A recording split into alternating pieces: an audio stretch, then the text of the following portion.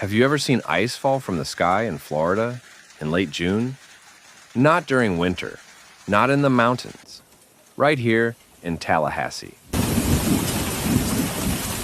On June 27, 2025, something unexpected happened. Hail the size of quarters and even larger suddenly began pelting parts of the city.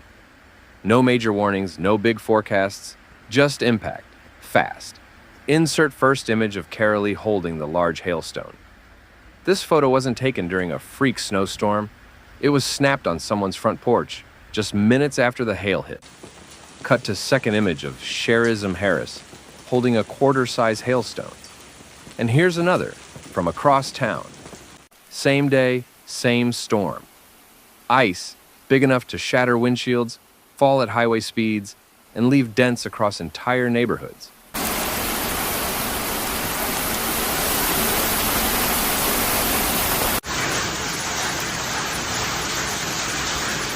It started just after 4 p.m. on Tuesday, June 25th.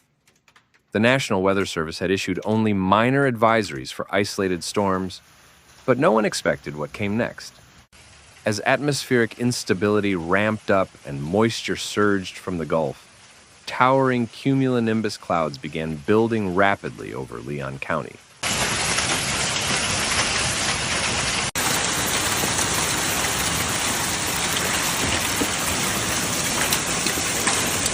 Within 30 minutes, a supercell thunderstorm formed over the city, driven by unusually cold air, aloft clashing with Florida's humid surface conditions.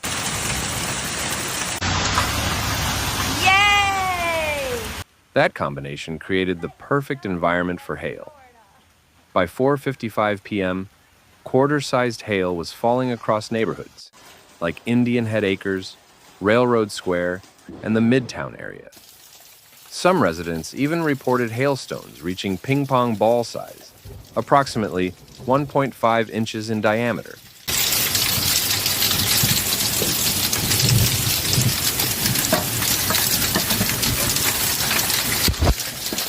Video footage captured from the Railroad Square Art District showed hail bouncing off metal rooftops and piling in gutters like sleet in a northern blizzard. One vehicle parked near Gaines Street had its rear windshield completely shattered by the barrage. In just under 10 minutes, parts of downtown Tallahassee looked like they had been hit by a freak winter storm. Isn't that crazy? All this hail. According to data from interactive hail maps, this was one of the most intense hail events recorded in Tallahassee in over a decade. The hail core, as tracked by Doppler radar, remained tightly centered over the city for nearly 20 minutes, with peak intensity at 4:55 p.m. EDT. That same system moved eastward, later producing damaging winds and flash flooding closer to Jacksonville. Ice.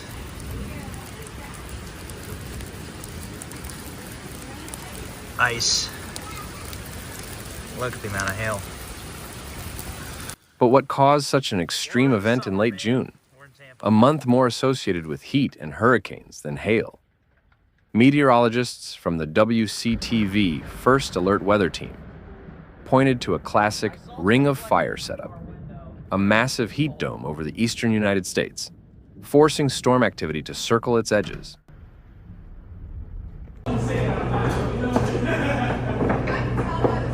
The Gulf moisture, unable to rise through the high-pressure center, instead funneled along its periphery, directly over North Florida. That moisture met with upper-level cold pockets and wind shear, producing conditions ripe for hail formation.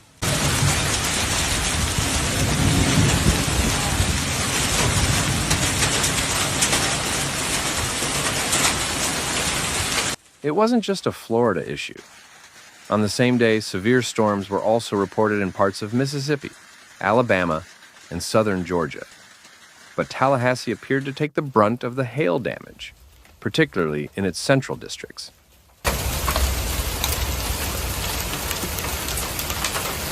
Across social media, local residents quickly shared their experiences. One user posted a photo of their front lawn covered in hail, captioning it, "I thought it was snow at first.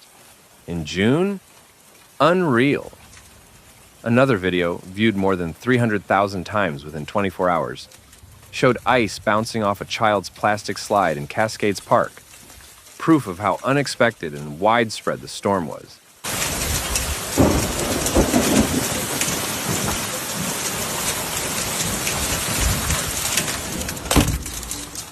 Emergency services responded to several calls of minor vehicle accidents caused by slick roads, though no major injuries were reported.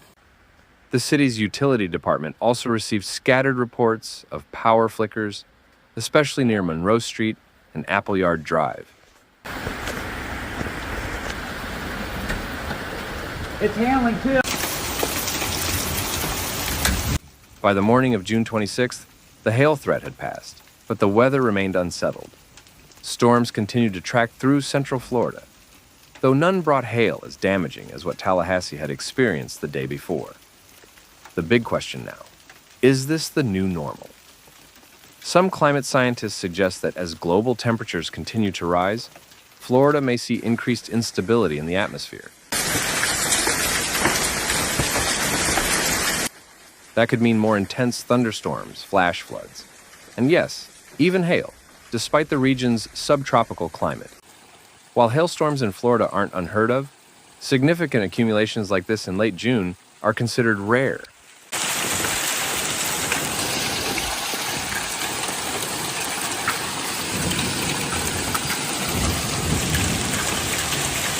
Insurance companies are already assessing claims from property owners, especially for vehicle damage. Experts recommend photographing all hail-related damage immediately, reporting to your provider within 48 hours, and keeping a record of any cleanup or temporary repairs.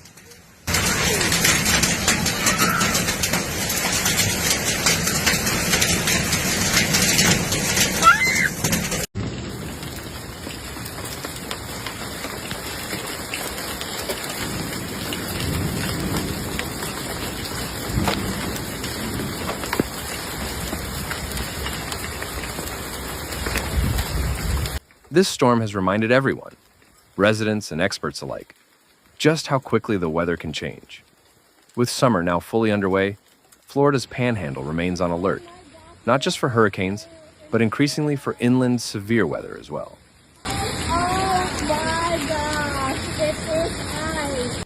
So, what can we take away from this? Always keep an eye on local forecasts, even if the sky looks calm. Storms like the one on June 25th can develop rapidly with little warning. And in an era of climate unpredictability, staying informed could be your first line of defense.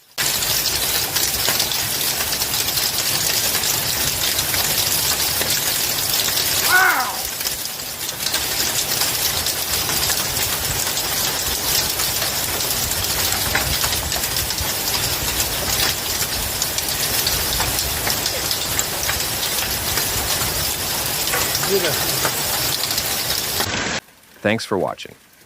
If you found this breakdown helpful, make sure to like, subscribe, and turn on notifications for more deep dive reports on real-time weather events happening around the world. Stay safe, stay alert, and we'll see you in the next one.